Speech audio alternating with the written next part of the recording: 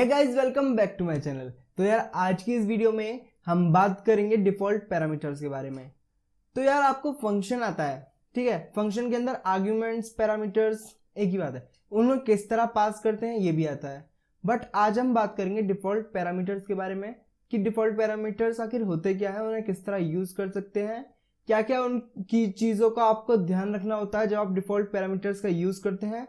तो यार मैं याद दिला दूं, ये हमारा पाइथन कोर्स का 57 ट्यूटोरियल है, ठीक है।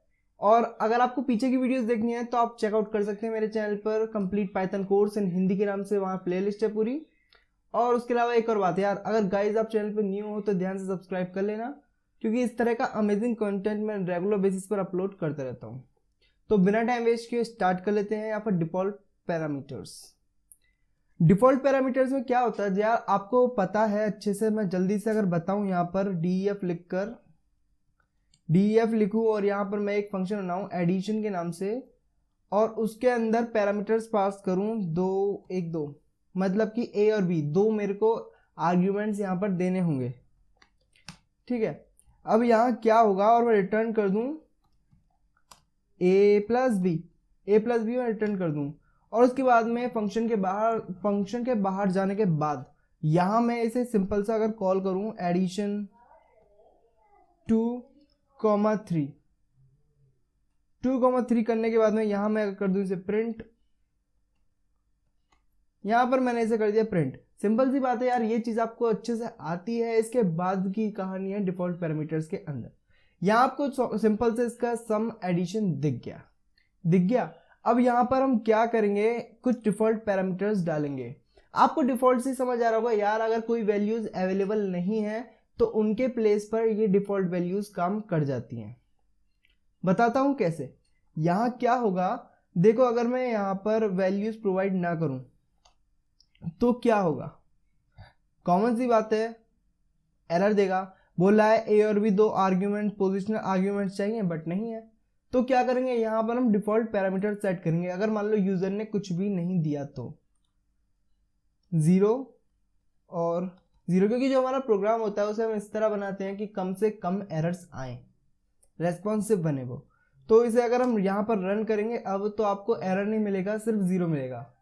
0 मिला तो गाइज आप यहां देख सकते हो ये अच्छे से वर्क कर रहा है, मतलब कि यहाँ पर एरर आपको देखने को नहीं मिलेगा, ठीक है।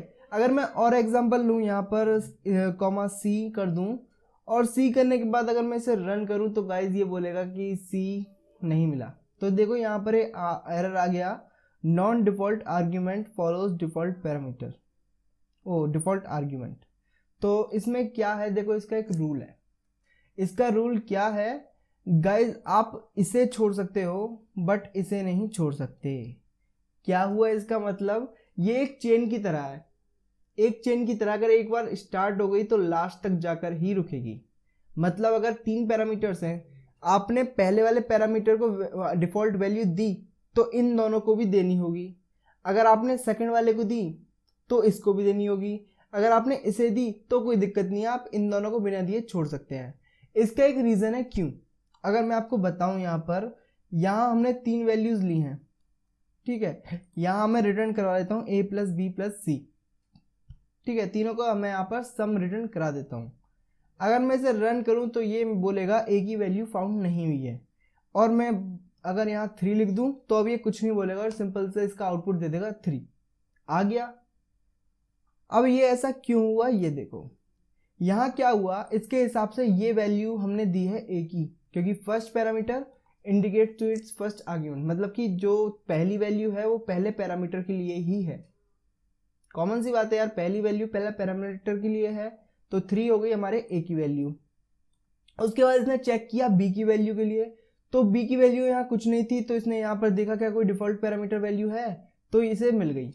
उसके बाद इसने चेक किया c के लिए, तो यहाँ पर वैल्यू थी c की, तो इसने यही यूज कर ली क्योंकि वहां अवेलेबल नहीं थी। बट अगर मैं चाहता हूं कि b की ना दूं और a की दे दूं, तो यार उस कंडीशन में ये एरर देगा, क्योंकि हमने यहाँ पर a की दे रखा है। तो ये क्या करेगा, इसे लगेगा कि जो 3 वैल्यू हमने दी है ये हमारे a की वैल्यू है, और ये 0 को रिप्लेस कर देगा 3 से, और ये बोलेगा यहाँ पर b की वैल्यू नहीं मिली, ये रहा। ये यहाँ पर एरर दे रहा है क्योंकि हमें b की वैल्यू भी पास करानी है। मैंने बताया ना, अगर ये 3 पैरामीटर्स हमारे, हमने अगर इसे दिया है तो इन दोनों को भी देना होगा, इसे दिया है तो इसे भी देना होगा। अगर हम लास्ट वाले को दे रहे हैं तो कोई दिक्कत नहीं है, क्योंकि ये हमारा स्टार्टिंग से चेक करता है।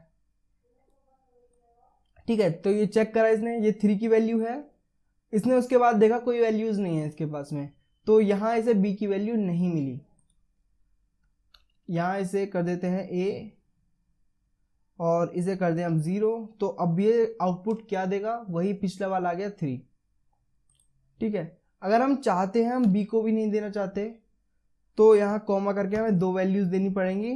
बेशक अगर हमारे a के लिए वैल्यू है, अगर a के लिए भी हमने डिफॉल्ट वैल्यू दी है तब भी हमें 2 आर्ग्यूमेंट्स ही पास करने पड़ेंगे, एक a के लिए एक b के लिए।